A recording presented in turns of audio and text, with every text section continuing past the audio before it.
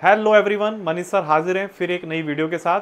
आज जो है हम 11th क्लास की शुरुआत करने जा रहे हैं और अभी तक हमने 12th की क्लासेस के कुछ चैप्टर्स मैंने डाले हैं फंडामेंटल पार्टनरशिप के। पर आज जो बच्चे अभी हमारे 10th से पास होके 11th में आए हैं तो उनको अकाउंट्स कैसे शुरू करना है, उनका फर्स्ट चैप्टर कैसे होता है उसको मैं एक्सप्लेन करने जा रहा हूँ। कि फर्स्ट चैप्टर हमारा है, जैसा कि आप स्क्रीन पे देख सकते हैं, इंट्रोडक्शन टू अकाउंटिंग। अकाउंटिंग का इंट्रोडक्शन, क्योंकि अभी तक हमने एसएसटी साइंस ये ऑलरेडी ऐसे सब्जेक्ट्स हैं जो हम बचपन से पढ़ते आ रहे हैं, बट एक न्यू स्ट्रीम है, नया सब्जेक्ट्स है। तो पहले हमें पता होना चाहिए इकोनॉमिक्स, बिजनेस स्टडी और अकाउंटेंसी तीनों ही आपके टोटली न्यू सब्जेक्ट्स हैं। खासकर अकाउंट्स के बारे में बात करें तो एक मिथ होता है बच्चों के मन में कि पता नहीं क्या कैलकुलेशंस होंगी, क्या कुछ होगा, हमें को इसको लेना चाहिए नहीं लेना चाहिए। तो मैं आपको एक चीज़ बता देता हूँ कि आपको प्लस माइनस करना आता है, मल्टीप्लाई करना आता है, आपको डिवाइड करना आता है, बस इतनी ज़रूरत है अकाउंट्स के अंदर। इससे ज़्यादा अकाउंट्स के अंदर हमें मैथ्स की ज़रूरत नहीं होती। बच्चों के मन में अक्सर ये फियर रहता है कि सर इट्स लाइक कि हमें लगता है कि कुछ कैलकुलेशंस है अकाउंट्स और इसके अंदर भी मैथ्स वाला प्योर मैथ होगा। नहीं, ये बिल्कुल आपकी गलत धारणा है। आपको ये धारणा दूर करनी है। अकाउंटेंसी के अंदर मैथ का इस्तेमाल होता है, यूज़ होता है, बट जितना मैंने आपको बताया सिर्फ प्लस माइनस मल्टीप्लाई करना और डिवाइड करना, सिर्फ इतना यूज़ होता है। तो सबसे इंपॉर्टेंट चीज़ है कि अकाउंट्स होता क्या है। जनरली अकाउंट्स हमारे लिए नया सब्जेक्ट्स है, बट हम यदि बात करें तो अकाउंट्स से हर इंसान जुड़ा हुआ होता है, बट हमें खुद को पता नहीं होता। एक्चुअली अकाउंट्स का यदि हम मतलब देखें तो हिसाब किताब होता है। आप यदि एंशियंट टाइम की बात करें, बहुत पुराने समय की बात करें, चंद्रगुप्त मौर्य का शासनकाल हम बात करें तो उस समय भी अकाउंट्स यूज होता था, हिसाब किताब तब भी लगा करता था। आप मिस्र के अंदर गोल्ड की ट्रेडिंग होती थी तब भी हम अकाउंट्स को यूज करा करते थे, उस समय हिसाब किताब होता था। तो दैट मीन्स अकाउंट्स को हम बहुत पहले से यूज कर रहे हैं। ये कोई एक ऐसा सब्जेक्ट नहीं है कि एक ये अभी इसका जन्म हो गया है या अभी हम इसको यूज करना हमने शुरू किया, नहीं। ये सब्जेक्ट बहुत पहले से हमारे पूर्वज इसको यूज करते आए हैं। बट अब हम इसको जो यूज कर रहे हैं वो किस तरीके से होगा, वन बाय वन मैं आपको पूरा का पूरा इसका इतिहास बताऊंगा कि इसका इतिहास है क्या। तो देखो बच्चों, अकाउंट्स के बारे में हम बात करते हैं तो अकाउंट्स का जो फॉर्मल जो जन्म है वो 1494 को हुआ था। मतलब 14 सेंचुरी के आसपास जो है डबल एंट्री जो कॉन्सेप्ट है वो इंट्रोड्यूस हुए थे। जो लुक्का पैसियोली ने ये इंट्रोड्यूस किए थे ये आपके ये कॉन्सेप्ट को। बट इसको हमने यूज कब से करना शुरू किया। एक्चुअली अकाउंट्स के अंदर होता क्या है, यदि हम सिंपल टर्म्स में, यदि मैं साधारण भाषा के अंदर, इंसान की भाषा के अंदर आपको समझाऊं, अकाउंट्स का मतलब हिसाब किताब होता है। आप हिसाब किताब कर रहे हो। एक दूध वाला जो है वो भी अपने पैसे का पूरे महीने में उसने क्या कमाया क्या किया वो उसका हिसाब किताब लगाता है। ऐसे यदि सब्जी वाले के पास जाते तो सब्जी वाला भी पूरे महीने में वो क्या कमा रहा है, कितना वो खर्चा कर रहा है, कितनी उसको इनकम हो रही है, वो भी अपना हिसाब किताब लगाता है। एक धोबी भी हिसाब किताब लगाता है, एक रिक्शा वाला भी हिसाब किताब लगाता है, और एक स्टूडेंट जिनको पॉकेट मनी मिलती है वो भी अपने पैसों का हिसाब किताब लगाते हैं कि भाई हमें कहाँ कहाँ उस पैसे को खर्च करना है। तो यदि हम बात मान के चलें कि भाई अकाउंट्स तो हर इंसान के जीवन से जुड़ा हुआ है, एक स्टूडेंट भी यूज कर रहा है, एक कोई भी ऐसा इंसान जो छोटा व्यापार कर रहा है, बड़ा व्यापार कर रहा है, सारे के सारे हिसाब किताब कर रहे हैं। सबके सब जानना चाहते हैं कि उनको बिजनेस से प्रॉफिट हो रहा है या लॉस हो रहा है। तो कहने का मेरा मतलब यहां पर यह है कि अकाउंट से हर इंसान जुड़ा हुआ है। बट एक्चुअली जिस अकाउंट्स की हम अब बात कर रहे हैं वो एक फॉर्मल है। बड़ी बड़ी कंपनियां, रिलायंस इंडस्ट्री, मुकेश अंबानी की जो इतनी बड़ी कंपनी है, हजारों करोड़ की कंपनी है, लाखों करोड़ की उसकी सेल्स होती हैं। भाई इतनी बड़ी बड़ी कंपनियां एक कॉपी पेन के ऊपर या एक रफली तो नहीं निकाल सकती ना कि उनको प्रॉफिट कितना हुआ है। तो हमें इस बात का ध्यान रखना है कि हर एक व्यक्ति अकाउंट से जुड़ा हुआ होता है। बट जनरली क्या है कि जो भी हम अकाउंट्स का हिसाब किताब लगाते हैं वो हम अपना रफली किसी पेपर पे हमने लगा लिया, किसी रफ जगह पे हमने लगा लिया। हर एक इंसान जो बिजनेस कर रहा है, छोटा बिजनेस कर रहा है, बड़ा बिजनेस कर रहा है, वो ये जानने का इच्छुक है कि जिस बिजनेस से वो जुड़ा हुआ है उससे उसको प्रॉफिट हो रहा है या लॉस हो रहा है। तो सबसे इंपॉर्टेंट चीज़ है जो हमें ध्यान रखनी है, सबसे पहले हमारा जानना जरूरी है कि अकाउंटिंग की डेफिनेशन क्या होती है, अकाउंटिंग का मतलब क्या होता है। तो भाई ये तो मैंने आपको बता दिया कि भाई कोई भी बिजनेस है, हर बिजनेस का जो ऑब्जेक्टिव होता है, उसका ऑब्जेक्टिव क्या होता है, प्रॉफिट कमाना होता है। प्रॉफिट मतलब मैक्सिमम प्रॉफिट। तो ये प्रॉफिट बताएगा कौन हमें, कौन ऐसी चीज है, कौन सा ऐसा इंस्ट्रूमेंट है, कौन सी ऐसी तकरीब है, मेथड्स है जो हमें ये बताए, कौन सी ऐसी ब्रांच है, कौन सा ऐसा सब्जेक्ट है, कौन सा ऐसा सब्जेक्ट है जो हमें बताएगा कि हमारे बिजनेस के अंदर हमें कितना प्रॉफिट हो रहा है या फिर हमें लॉस हो रहा है। क्योंकि एक बिजनेसमैन के लिए ये जानना बहुत ही जरूरी है, बहुत ही आवश्यक है कि वो जो बिजनेस कर रहा है उससे उसको प्रॉफिट हो रहा है या फिर उसको लॉस हो रहा है। तो ये बात ध्यान रखनी है कि पहले अकाउंटिंग की डेफिनेशन क्या होती है वो मैं बताने जा रहा हूं आपको।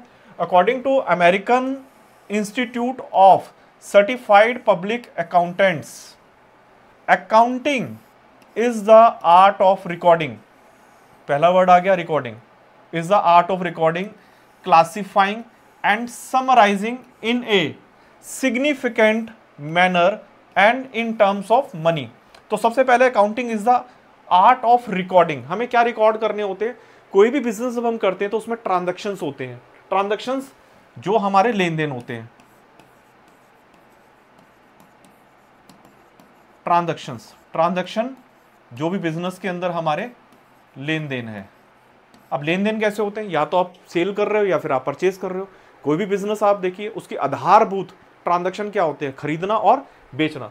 तो accounting is the art of recording. तो रिकॉर्ड किसको करना होता है? रिकॉर्ड हमें करना होता है ट्रांजैक्शंस को, जो लेन देन है उनको हमें रिकॉर्ड करना है पहले, फिर क्लासिफाइंग, उनके नेचर के हिसाब से उनको क्लासिफाई करना। फॉर एग्जांपल, जो आपने सेल वाले ट्रांजैक्शंस किए हैं उनको अलग करना, परचेज वाले ट्रांजैक्शन किए उनको अलग करना, क्लासिफाई उनके नेचर के हिसाब से उन सब ट्रांजैक्शंस को अलग अलग करना।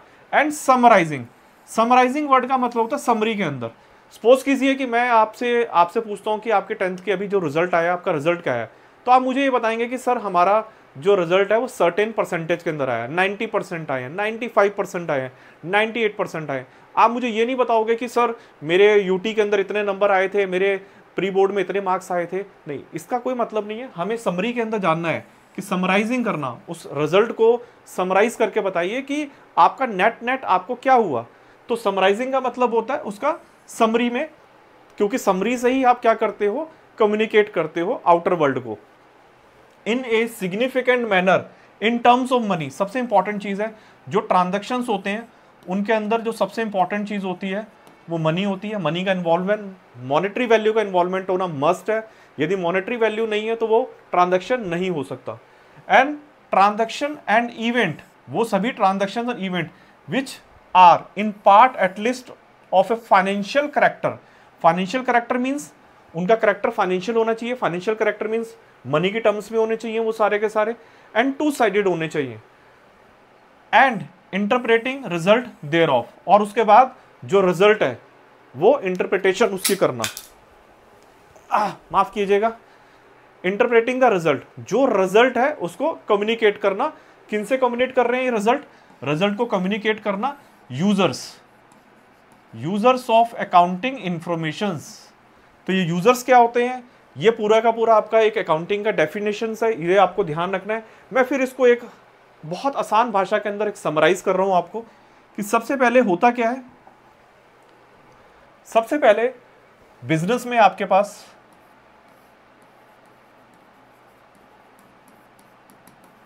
ट्रांजैक्शंस होते हैं। ट्रांजैक्शंस को हम पहले रिकॉर्ड करते हैं। ट्रांजैक्शंस की जो डेफिनेशन है, एक तो ट्रांजैक्शन में मनी वैल्यू होनी चाहिए, मनी का इन्वॉल्वमेंट मस्ट है। एंड सेकेंडली ट्रांजैक्शंस आपके टू साइडेड होने चाहिए। टू साइडेड का मतलब होता है, वो आगे जाके आपको पता चलेगा, एक साइड डेबिट होती है और एक साइड ट्रांजैक्शन की क्रेडिट होती है। ये बात का विषय है, अभी आपको इसके ऊपर ध्यान नहीं देना है। सिंपल सी बात है, जो भी हमारे ट्रांजैक्शंस है, लेन देन है, पहले हम उनको रिकॉर्ड करेंगे। रिकॉर्डिंग की जो टेक्निक होती है उसको हम जर्नल कहते हैं। आगे जैसे जैसे आप प्रैक्टिकल चैप्टर्स करोगे तो वहां पर आपके पास ये चैप्टर आएगा जिसको हम जर्नल एंट्री कहते हैं। रिकॉर्डिंग करने के बाद ट्रांजैक्शंस को, क्योंकि ह्यूमन माइंड की क्या होती है, लिमिटेशंस होती है, हम सारी चीज़ों को लर्न नहीं कर सकते। यदि आप किसी दुकानदार से पूछोगे कि उसने कल क्या सेल किया, उससे एक दिन पहले क्या सेल किया या क्या क्या परचेज किया है, वो नहीं बता पाएगा। आपको उसको प्रॉपर तरीके से रिकॉर्ड करना है। रिकॉर्डिंग करने के बाद नेक्स्ट स्टेप होता है क्लासिफाइंग करना। अभी मैंने डेफिनेशन के अंदर भी आपको बताया है क्लासिफाई करना। क्लासिफाइंग की जो टेक्निक होती है उसको हम लेजर कहते हैं। ये भी हमारा एक प्रैक्टिकल टॉपिक्स है जो हम आगे के सिलेबस के अंदर करेंगे। क्लासिफाइंग के बाद, क्लासिफाइंग मीन्स उनके नेचर के हिसाब से ट्रांजैक्शंस को अलग अलग कर देना। नाउ नेक्स्ट क्या होता है? Summarising, summary.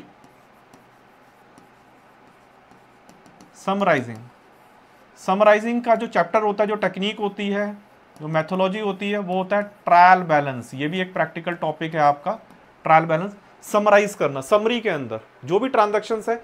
यदि मैं आपसे पूछूं कि भाई हमने पूरे मंथ में कितने की सेल की है, तो आप बताओगे कि फॉर एग्जाम्पल के तौर पे महीने के अंदर हमने 1 लाख की सेल की है या हमने 2 लाख की परचेज की है, ये समरी है। ना कि आप मुझे डे बाय डे बताओगे कि सर हमने 1 तारीख को इतने की सेल की थी, 2 तारीख को हमने 4000 की सेल की थी, 9 तारीख को हमने 3000 की सेल की थी।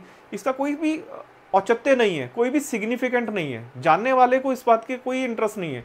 वहाँ पर आपको समरी बतानी है कि भाई मंथ में, वीक में या दिन में आपने कितने की सेल की है। समरी क्या है? एक वैल्यू, जिस फाइनल वैल्यू से आप कम्युनिकेट करते हो। तो समराइजिंग का जो चैप्टर होता है वो होता है trial balance. And now finally इसके बाद आता है इसका रिजल्ट। भाई आप ये जो बना रहे हो, ये कुछ तो रिजल्ट होता होगा ना, कोई तो यूजर्स होते होंगे इसके। रिजल्ट्स, रिजल्ट का मतलब क्या होता है यहां पर? Financial statement. ये रिजल्ट जब हम निकालते हैं, ये किसकी हेल्प से निकालते हैं? फाइनेंशियल स्टेटमेंट की हेल्प से निकालते हैं। ये फाइनेंशियल स्टेटमेंट होते क्या है? बहुत इंपॉर्टेंट है। आगे जब आपका ये पूरा का पूरा सिलेबस फिनिश हो जाएगा 11th क्लास का, तो ये लास्ट के चैप्टर्स हैं जिसके अंदर हम एक कंपनी का, एक बिजनेस का, सॉरी कंपनी नहीं कर रहे, एक बिजनेस का, एक इंडिविजुअल बिजनेस का प्रॉफिट एंड लॉस कैलकुलेट कैसे किया जाता है वो हम फाइनेंशियल स्टेटमेंट में करेंगे। एंड रिजल्ट के बाद फिर हम उस रिजल्ट को कम्युनिकेट करते हैं जो भी उसके यूजर्स होते हैं। देखो दुनिया के अंदर हर चीज का कोई ना कोई यूजर्स है। आप ये फाइनेंशियल स्टेटमेंट किसके लिए बना रहे हो? ये रिजल्ट किसके लिए बना रहे हो? किससे कम्युनिकेट करना चाहते हो? तो यूजर्स जो होते हैं, अकाउंटिंग इन्फॉर्मेशन। जैसे अभी आपका 10th का रिजल्ट आया है, तो 10th का रिजल्ट जब आपका आया है तो उसके भी तो बहुत सारे यूजर्स होंगे। जैसे आप एक खुद आप होगे, आपके लिए तो वो एक बिल्कुल डायरेक्ट आपके लिए चीज़ है कि आपका रिजल्ट क्या है। आपके पेरेंट्स उसमें यूजर्स हैं, उनका इंटरेस्ट है। यूजर्स मीन्स जो उस पर्टिकुलर चीज़ में इंटरेस्ट रखने वाली पार्टीज हैं, उनको हम यूजर्स कहते हैं। तो यूजर्स के अंदर आपका स्कूल हो गया, आपके टीचर्स हो गए, यदि आप प्राइवेट कोचिंग में जाते हैं तो आपके ट्यूटर हो गए, आपके रिलेटिव्स हो गए, आपके फ्रेंड्स हो गए, दे ऑल आर यूजर्स। जो आपकी जो मार्कशीट है, जो आपका रिजल्ट है, उसके अंदर इन सभी का क्या है? इंटरेस्ट है। तो इनको हम यूजर्स कहते हैं। तो ऐसे ही जितना भी काम हम कर रहे हैं, तो ये किसके लिए कर रहे हैं? कोई तो यूजर्स होगा ना इसका, कोई तो ऐसा होगा ना जिसको इसकी जानकारी चाहिए, तो उनको हम यूजर्स कहते हैं। और यूजर्स जो होते हैं वो दो तरीके के होते हैं, एक इंटरनल होते हैं और एक्सटर्नल होते हैं। ये मैं आगे जाके आपको डिफाइन करूंगा इंटरनल एक्सटर्नल कौन कौन से होते हैं। तो सिंपल भाषा के अंदर accounting is the art of recording.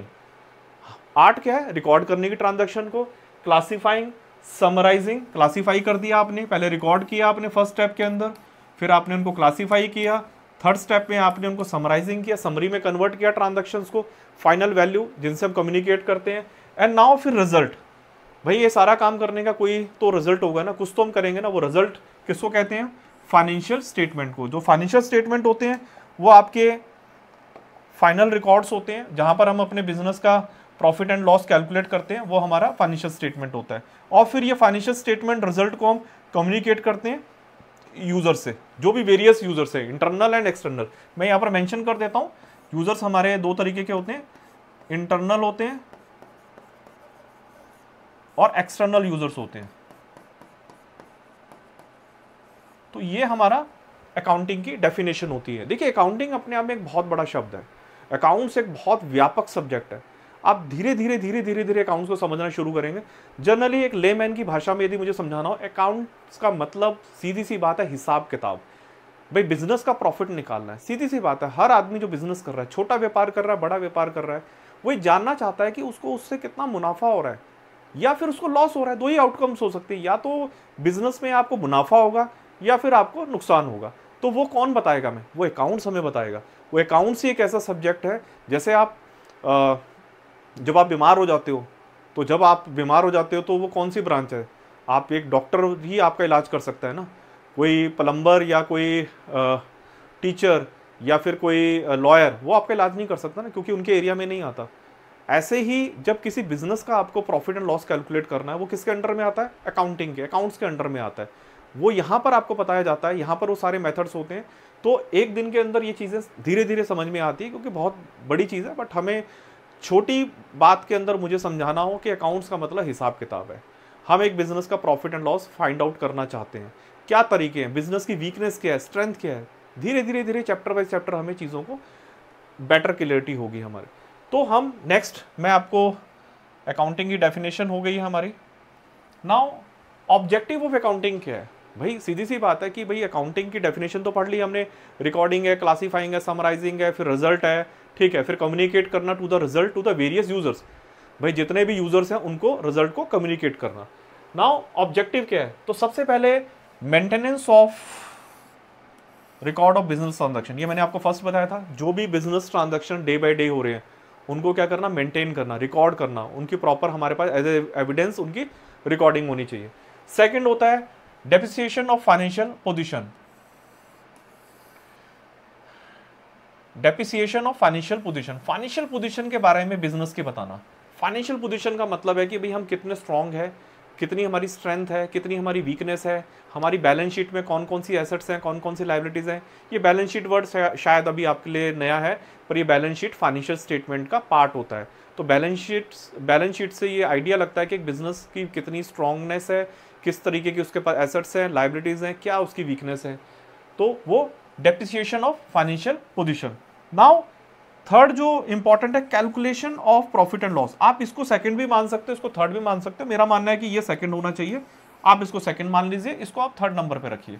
हालांकि फर्क कुछ नहीं पड़ता है, बट ठीक है भाई। सब कैलकुलेशन ऑफ प्रॉफिट लॉस, सबसे इंपॉर्टेंट जो ऑब्जेक्टिव है वो है बिजनेस का प्रॉफिट एंड लॉस निकालना। कोई भी बिजनेस हो, किसी भी तरीके का हो, छोटे लेवल का हो, बड़े लेवल का हो, आपको उसका profit and loss find out करना। वो कौन बताएगा आपको? अकाउंट्स बताएगा। Now providing the accounting information to its users, ये अभी भी मैंने अभी आपको पिछली स्लाइड के अंदर बताया था। प्रोवाइडिंग द अकाउंटिंग इन्फॉर्मेशन, जो भी यूजर्स हैं, जो भी आपके बिजनेस में इंटरेस्ट रखने वाले लोग हैं, इंटरेस्टेड पार्टीज हैं, उनको क्या देना? इंफॉर्मेशन देना, ताकि वो अपने डिसीजन ले सके, जो भी उनके डिसीजंस है। तो ये चार ऑब्जेक्टिव है, ऑब्जेक्टिव और भी हैं, बट मेन है रिकॉर्ड करना, प्रॉफिट एंड लॉस कैलकुलेट करना, show the actual financial position of business, जिसको हम बैलेंस शीट बोलते हैं, बैलेंस शीट के माध्यम से बिजनेस की फाइनेंशियल पोजीशन बताना। एंड नाउ जितने भी यूजर्स हैं अकाउंटिंग इन्फॉर्मेशंस के, जो भी इंटरनल है एक्सटर्नल है, उनको आपके बिजनेस की जो भी स्थिति है उसके बारे में अवगत कराना, ये ऑब्जेक्टिव होते हैं। आई होप कि ये आपको क्लियर हो गया होगा। नाउ नेक्स्ट स्लाइड के ऊपर हम चलते हैं, की कैरेक्टरिस्टिक्स ऑफ अकाउंटिंग। भाई क्या करेक्टर है अकाउंटिंग का, वो भी हमें समझना है कि की कैरेक्टरिस्टिक्स ऑफ अकाउंटिंग क्या है। अभी जो भी हमने पढ़ा है वो घूम घूम के आएगा, काफ़ी सारी सिमिलरिटीज़ आपको लगेंगी, बट वो क्योंकि पार्ट है हर चीज़ का, तो आप ये मत सोचिएगा कि सर ये तो बार बार आ रहा है। तो पहला करेक्टर है recording financial transaction. Accounting primarily deals with the transaction that have a monetary value. देखो अकाउंटिंग के अंदर सबसे पहले monetary value, without monetary value के कोई ट्रांजैक्शन नहीं माना जाता। यदि मान लीजिए फॉर एग्जाम्पल के तौर पर मैंने 4 चेयर बाय की है, तो 4 चेयर मैंने बाय की है, वो हमारा फाइनेंशियल ट्रांजैक्शन नहीं है, क्योंकि उसमें मनी नहीं है।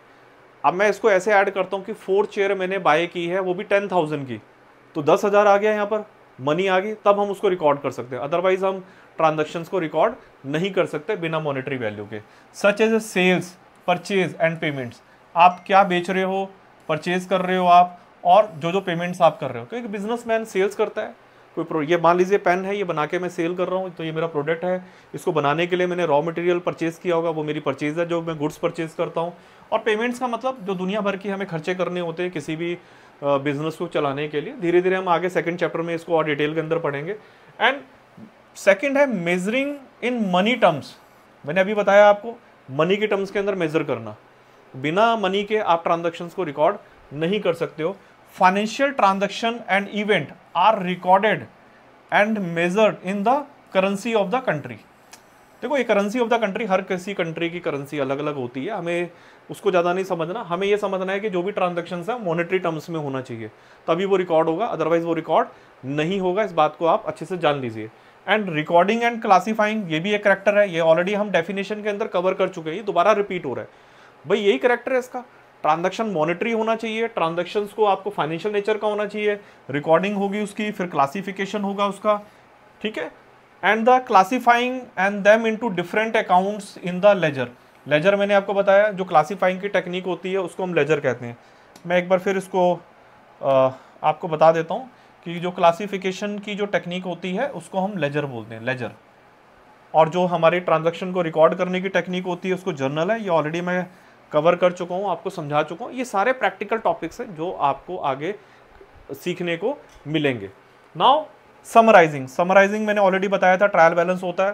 तो classified information is presented in reports like the profit and loss account and balance sheet, making it understandable and useful to the users. तो ये समराइजिंग का मतलब, आप इसमें ट्रायल बैलेंस भी ऐड कर सकते हो। ट्रायल बैलेंस होता है वो समरी होती है, जो भी आपने किया है और ये जो फाइनेंशियल स्टेटमेंट है ये भी आपकी परफॉर्मेंस की समरी होती है। जैसे आपने पूरे through out the 10th standard आपने मेहनत करी है, बड़ा हार्ड वर्क किया है, पर जब आपका रिजल्ट आता है वो एक समरी होती है, वो आपके फाइनेंशियल स्टेटमेंट होते हैं। जैसे एक बिजनेस का फाइनेंशियल स्टेटमेंट होता है, ऐसे आपके फाइनेंशियल स्टेटमेंट आपकी मार्कशीट होती है, जिससे आपकी जो परफॉर्मेंस है इन टर्म्स ऑफ नंबर। अब एक बच्चा कहता है मैं बहुत अच्छा हूँ पढ़ने में, बहुत इंटेलिजेंट हूँ, बट एक्चुअली हमारे पास जो उसको जज करने का जो जो तरीका होता है वो उसके मार्क्स होते हैं। हालांकि मैं इस बात को नहीं मानता हूँ कि एक बच्चे को सिर्फ मार्क्स से हम जज कर सकते हैं। वो ठीक है, एक आपका एक सिस्टम बना हुआ है हिंदुस्तान के अंदर, इंडिया के अंदर चल रहा है, बट अदरवाइज मार्क्स के अलावा भी एक दुनिया होती है बच्चों के लिए। तो मैं बिल्कुल भी इसके फेवर में नहीं हूँ कि एक मार्क्स ही एक तरीका होता है किसी भी स्टूडेंट को जज करने का। ठीक है, तो कभी भी मार्क्स हमें जज नहीं कर सकते। ठीक है, एक तरीका है, एक फॉर्मल वे है कि ठीक है हमारा एक एजुकेशन सिस्टम है, तो उसके हिसाब से हमें चीज़ों को करना होता है। तो ये हमारे पास करेक्टरिस्टिक्स है अकाउंटिंग की, वही सारे पॉइंट्स हैं। आपके जर्नल हो गया, लेजर हो गया, ट्रायल बैलेंस हो गया, बैलेंस शीट होगी, प्रॉफिट एंड लॉस अकाउंट हो गया। नाउ नेक्स्ट स्लाइड के ऊपर हम आते हैं। ये वही चल रहा है, एनालाइजिंग इंटरप्रिटेशन, क्योंकि जो भी हम काम कर रहे हैं उसको क्या करना है, इंटरप्रिटेशन करना है। Accounting analyse the summarised financial data to provide the insight the business financial health and performance. Obvious ही बात है, जो भी बिजनेस की परफॉर्मेंस है, जो हेल्थ है, वो हमें पता चलती है, एनालाइज करते हैं हम किसी भी बिजनेस को। नेक्स्ट है कम्युनिकेटिंग। कम्युनिकेट किससे करना है भाई? देखो सारी कहानी आप कर रहे हो, इतना टाइम आप लगा रहे हो, कर रहे हो, वो किसके लिए कर रहे हो? कोई तो होगा भाई दुनिया के अंदर, कोई तो यूजर्स होगा। ये पेन बन रहा है, ये पंखा बन रहा है, एसी बन रहा है, कोई तो यूजर्स होगा। ये कारें चल रही हैं बाहर मार्केट में, किसी भी तरीके का प्रोडक्ट आप दुनिया में यूज़ कर रहे हो, उसका कोई ना कोई तो यूजर्स होगा ना। बिना यूजर्स के कोई भी प्रोडक्ट आप मार्केट के अंदर आप उसका कोई वैल्यू नहीं है, कोई उसके अंदर जब तक यूटिलिटी नहीं है। तो accounting provide financial information to various stakeholders. ये स्टेक होल्डर्स आपके कौन से होते हैं? इंटरनल और एक्सटर्नल। कौन कौन से? Including owner, management, investor and creditor. Creditor word अभी आपको नेक्स्ट सेकंड चैप्टर के अंदर बताया जाएगा। Through financial statements. देखिए ऑनर जो होता है ये इंटरनल यूजर्स होता है, मैनेजमेंट भी इंटरनल में आते हैं, इन्वेस्टर, क्रेडिटर ये सब एक्सटर्नल है, एक्सटर्नल की कैटेगरी में आते हैं, इनको हम एक्सटर्नल यूजर्स कहते हैं। ये दोनों आपके इंटरनल में आते हैं, इंटरनल, ये इंटरनल यूजर्स हैं और वो एक्सटर्नल यूजर्स हैं। तो कम्युनिकेट करना, तो जो रिजल्ट आता है उससे हम कम्युनिकेट करते हैं। तो जैसे आपका रिजल्ट आया 10th क्लास का, जैसे आपके अपने बोर्ड के एग्जाम आपने अपेयर किए, तो आप उस रिजल्ट से कम्युनिकेट करोगे आउटर वर्ल्ड को। आप 12th पास आउट हो जाओगे तो आप क्या करोगे? कॉलेज में जाओगे, आप किसी कॉलेज में जाके ये कहोगे कि मैं बहुत अच्छा पढ़ने में हूँ, मुझे आप एडमिशन दे दो, तो क्या आपको एडमिशन ऐसे मिल जाएगा? नहीं। जो आपकी परफॉर्मेंस है इन टर्म्स ऑफ मार्कशीट, वही आप दिखाओगे कॉलेज में अंदर, और उसी के बेसिस के ऊपर ही आपको क्या मिलते हैं? एडमिशन्स मिलते हैं, या फिर जो आपका एंट्रेंस का जो आपका रिजल्ट आया होगा। तो कहने का मतलब ये है कि जो आपकी परफॉर्मेंस है इन टर्म्स ऑफ नंबर, वो आपका तरीका होता है कम्युनिकेट करने का। आप उससे कम्युनिकेट करते हो आउटर वर्ल्ड को अपने बारे में बताने के लिए। ठीक है, तो हम आगे चलते हैं। हमारे पास पूरा का पूरा करैक्टरिस्टिक्स थी अकाउंटिंग इंफॉर्मेशन की। नाउ हम नेक्स्ट स्लाइड के ऊपर चलते हैं। हाँ, ये बड़ा इंपॉर्टेंट है। हमें अभी तक हमने अकाउंट्स के पूरे बेनिफिट पढ़ लिए, अकाउंट्स क्या होता है। Now limitation of accounting. अभी तक हमने अकाउंट्स के बारे में उसके ऑब्जेक्टिव पढ़ लिए हैं, हमने देख लिया कि अकाउंट्स कितना पावरफुल है, एक बिजनेस का पूरा हिसाब किताब बता देगा। बट अब हम उसकी लिमिटेशंस के बारे में बात कर रहे हैं। लिमिटेशंस क्या है? देखिए हर चीज़ की दुनिया में लिमिटेशंस होती है। हमारी खाने की लिमिटेशंस है, हमारी काम करने की लिमिटेशंस है, हर एक दुनिया में जो भी चीज़ है उसकी एक अपनी लिमिटेशंस होती हैं। तो अकाउंट्स भले ही हमें पता है कि बहुत इफेक्टिव सिस्टम है, बट फिर भी इसकी लिमिटेशंस है। देखिए एंशिएंट टाइम में हम अकाउंट्स यूज़ कर रहे थे, अब भी हम अकाउंट्स यूज़ कर रहे हैं। नो डाउट आज की डेट के अंदर अकाउंट्स एक बहुत एडवांस लेवल पे आ गया है। तो वो एडवांस लेवल है आपके साथ, आपने इसको कंप्यूटर के साथ अटैच कर दिया है, अब सारी चीज़ें कंप्यूटर के थ्रू होने लगी हैं। तो बहुत ही स्ट्रॉन्ग सिस्टम है। बट अपार्ट फ्रॉम दैट हमें ये भली बात ही हम परिचित होना चाहिए कि भले ही ये कितना स्ट्रॉन्ग है, बट फिर भी इसकी लिमिटेशंस है। अब देखिए जैसे आप बाय एयर आप यात्रा करते हैं, हम हवाई जहाज़ से यात्रा करते हैं, तो हवाई जहाज़ भी 100% तो सिक्योर नहीं होता ना। बट क्या हम हवाई जहाज़ से यात्रा करना छोड़ देते हैं? नहीं, ऐसा नहीं है, क्योंकि ठीक है वो उसकी एक लिमिटेशन है। एक चीज़ है कि जिसके अंदर मान लीजिए 5% एक्सीडेंट होते हैं, तो क्या 95% जो उसकी सही चीज़ है क्या हम उसको इग्नोर कर देंगे? तो ऐसे अकाउंट्स के अंदर हमें लिमिटेशंस पता होनी बहुत ज़रूरी है कि अकाउंट्स के अंदर उसकी लिमिटेशंस क्या है। बट हमें उस वाले पार्ट को इग्नोर करना होता है। यदि हम ये मान के चलें कि आप बाय रेल जाते हो, बाय रोड जाते हो, बाय एयरवेज जाते हो आप, तो हर जगह पे एक लिमिटेशंस है। ऐसा नहीं है कि आप बिल्कुल सफलतापूर्वक या बिल्कुल सेफ्टी से आप अपने घर पहुंच ही जाओगे, या जो भी गंतव्य स्थल है जहां पर आप जाना चाहते हो पहुंच जाओगे, ऐसा जरूरी बिल्कुल नहीं है। तो ये बात हमें समझनी पड़ेगी, हर चीज़ की अपनी लिमिटेशंस है। ऐसे अकाउंट्स की भी अपनी लिमिटेशन है, भले ही पावरफुल सिस्टम है, एक एक रुपए की गड़बड़ भी आपको पता चल जाएगी। इतनी बड़ी बड़ी कंपनियां जो लाखों करोड़ों के अंदर जिनका बिजनेस टर्नओवर है, उनका प्रॉफिट निकालना कोई ईजी काम नहीं है। मैं आपको ये बोलता हूँ 2 और 2 क्या होते हैं, 4, 4 और 4 8, ये बड़ा इजी लग रहा है, पर जैसे जैसे ये नंबर आगे बढ़ता जाएगा इट्स क्वाइट डिफिकल्ट बताना। तो ऐसे ही एक सब्जी वाला, एक दूध वाला, एक रिक्शे वाला, एक उनको किसी सीए की जरूरत नहीं होती, वो अपना हिसाब किताब खुद ही निकाल लेते हैं कि उन्होंने थ्रू आउट द मंथ उन्होंने क्या कमाया। बट बड़ी बड़ी कंपनियां इस तरीके से नहीं चल सकती, उनको फॉर्मल अकाउंट चाहिए, एक ऑथेंटिक सिस्टम चाहिए, एक रिलायबल सिस्टम चाहिए। तो अकाउंट्स वो ऑथेंटिक सिस्टम है, एक रिलायबल सिस्टम है जो आपके बिजनेस का प्रॉफिट एंड लॉस आपको बताएगा, जो आपके बिजनेस की वीकनेस और स्ट्रेंथ आपको बताएगा। तो इस चीज को हमें ध्यान रखना है कि लिमिटेशंस ऑफ अकाउंटिंग के अंदर सबसे पहले फर्स्ट जो लिमिटेशन है, focus on monetary transaction. Focus on monetary transaction का मतलब है कि सिर्फ पैसा ही रिकॉर्ड होता है। भाई देखिए, एक बिजनेस के अंदर कोई भी कंपनी है, बड़ी कंपनी है, टीसीएस है या और भी कोई भी बड़ी कंपनी आप लगाइए, देखिए एक आपको ये ध्यान रखना पड़ेगा कि एम्प्लॉय भी आपके एसेट्स होते हैं, और एम्प्लॉय का हार्डवर्क, एम्प्लॉय की ऑनेस्टी भी बहुत इंपॉर्टेंट होती है किसी भी ऑर्गेनाइजेशन के लिए आगे जाने के लिए, सफलता प्राप्त करने के लिए। तो आप ना हार्डवर्क ना ऑनेस्टी को पैसों में कन्वर्ट कर सकते हो, उनको तोल नहीं सकते। हमारे पास दुनिया की कोई भी ऐसी टेक्निक नहीं है कि किसी बंदे की या किसी इंसान की ऑनेस्टी और हार्डवर्क को हम पैसों में कन्वर्ट कर दें।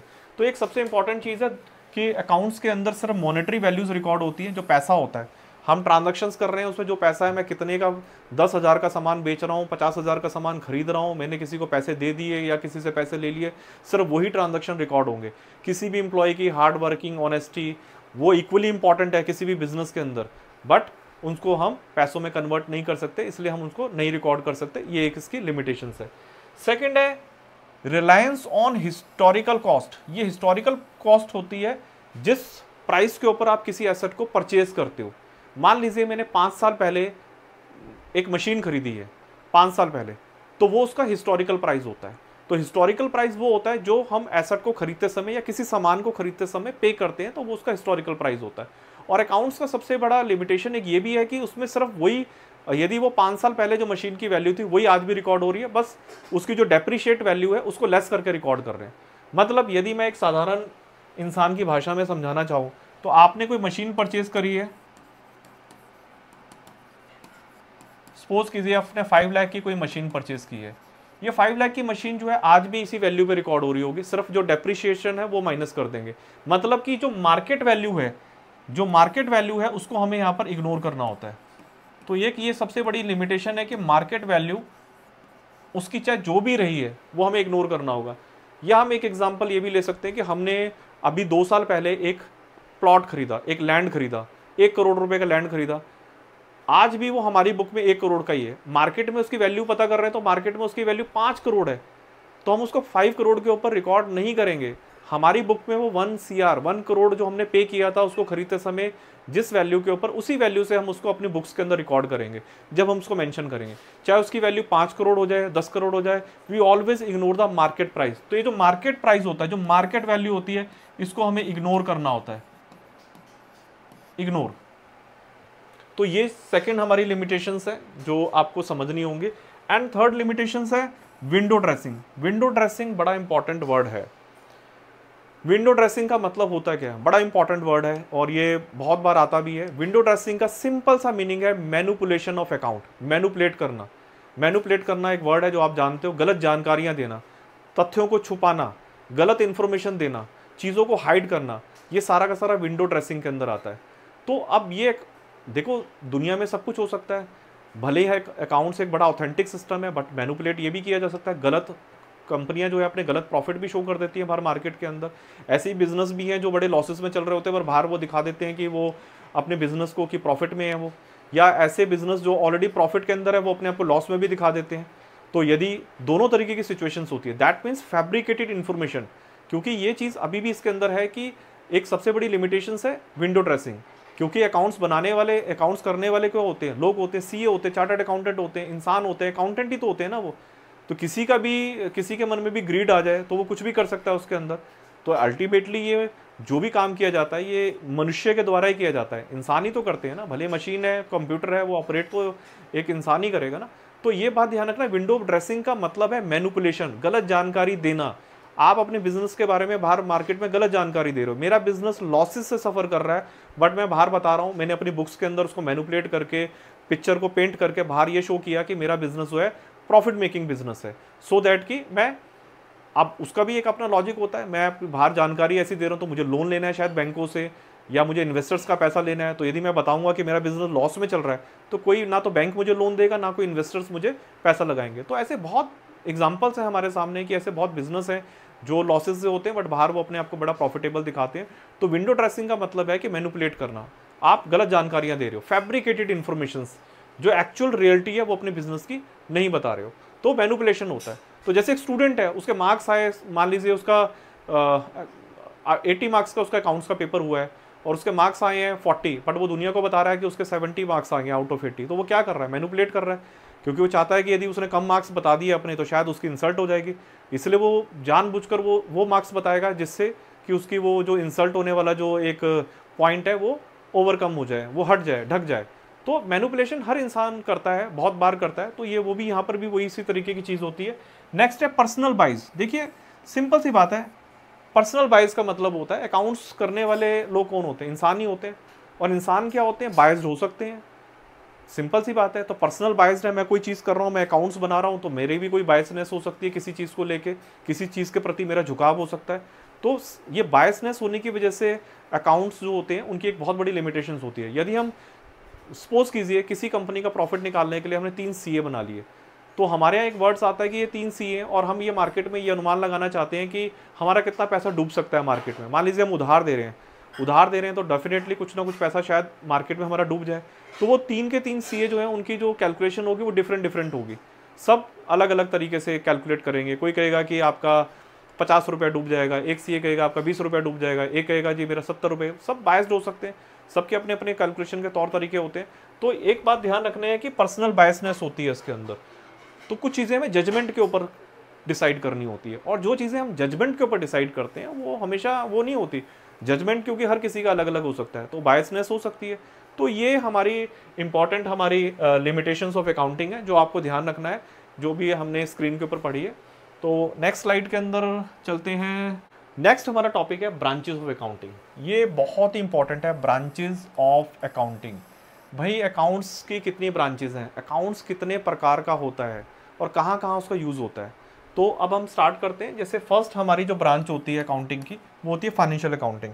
फाइनेंशियल अकाउंटिंग हमारी वो ब्रांच होती है जिसके अंदर हम 11th में 12th में हम जो पढ़ेंगे वो फाइनेंशियल अकाउंटिंग होती है। फाइनेंशियल अकाउंटिंग का बेसिकली पर्पस होता है बिजनेस का प्रॉफिट, जो भी बिजनेस का प्रॉफिट है या फिर लॉस है उसको फाइंड आउट करना, वो फाइनेंशियल अकाउंटिंग के अंदर ही आता है। किसी भी बिजनेस की वीकनेस और स्ट्रेंथ बताना वो किस में आता है, फाइनेंशियल अकाउंटिंग के अंदर ही आता है। तो financial accounting totally related to find out the profit and loss of your business. आपके बिजनेस का कितना आपको लाभ हो रहा है, कितना आपको नुकसान हो रहा है, वो निकालना फाइनेंशियल अकाउंटिंग के अंदर आता है। सेकंड हमारी जो ब्रांच होती है बेसिकली 11th-12th में आप सब फाइनेंशियल अकाउंटिंग ही करोगे। नेक्स्ट जो अकाउंट्स होता है, कितने तरीके का, कितने प्रकार का अकाउंट्स होता है, तो सेकंड प्रकार का अकाउंट्स होता है cost accounting.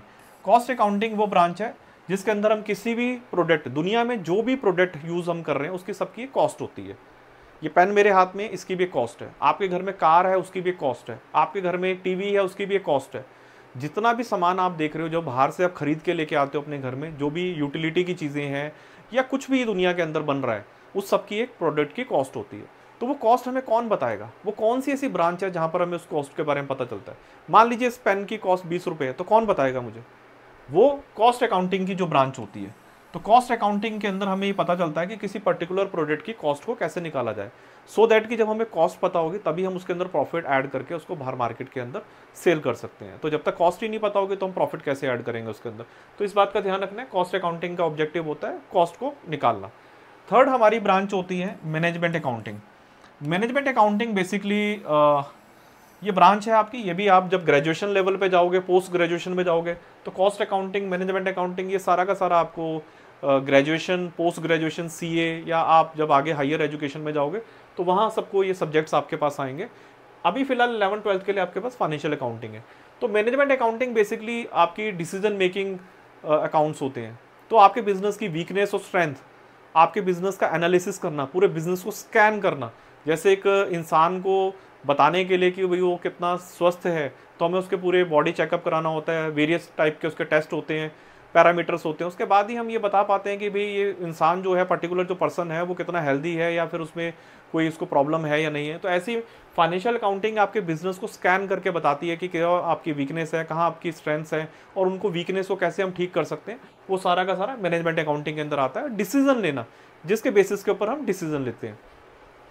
Tax accounting, tax की कैलकुलेशन करना, ये सारा का सारा ये टैक्स अकाउंटिंग के अंदर आता है। ये भी एक तरीके का अकाउंट्स होता है। फिर सोशल अकाउंट्स आना। सोशल अकाउंट्स मींस आजकल ये भी है, बड़ा इंपॉर्टेंट है अकाउंटिंग का काम। ये बहुत जनरली बहुत कम यूज़ होते हैं। टैक्स अकाउंटिंग, ये भी ग्रेजुएशन में आएगा। सोशल अकाउंटिंग का मतलब टैक्स के अंदर तो बिल्कुल सिंपल ही है, कैलकुलेट द टैक्स को कैलकुलेट करना। जैसे जीएसटी है आपका, अब तो क्योंकि पहले बहुत तरीके के टैक्स आपके देश में होते थे, अब तो सिर्फ जीएसटी एक टैक्स है जो आपके देश में है। तो ये सारा का सारा इनकम टैक्स हो गया, प्रॉपर्टी टैक्स हो गया, इसको कैसे निकालते हैं, किस तरीके के तरीके होते हैं, वो टैक्स अकाउंटिंग के अंदर आएगा। एंड नाउ सोशल अकाउंटिंग के अंदर वेलफेयर से रिलेटेड जो चीज़ें हैं वो सोशल अकाउंटिंग के अंदर आती है। तो ये इस तरीके का आपका अकाउंट्स होता है। ये शुरू के जो 4 हैं ये बड़े इंपॉर्टेंट है आपके। ये जो सेकंड, थर्ड और फोर्थ नंबर के हैं, सारे के सारे आपको ग्रेजुएशन लेवल पे यूज़ होंगे, पोस्ट ग्रेजुएशन में यूज़ होंगे। अभी फिलहाल हमारा फोकस है फाइनेंशियल अकाउंटिंग में। फाइनेंशियल अकाउंटिंग का मतलब है, सीधी सी बात है, प्रॉफिट एंड लॉस निकालना आपके बिजनेस का। तो उम्मीद करता हूँ कि ये वाली चीज़ आपको अच्छे से क्लियर होगी। नेक्स्ट स्लाइड के अंदर चलते हैं हम। बुक कीपिंग क्या होती है?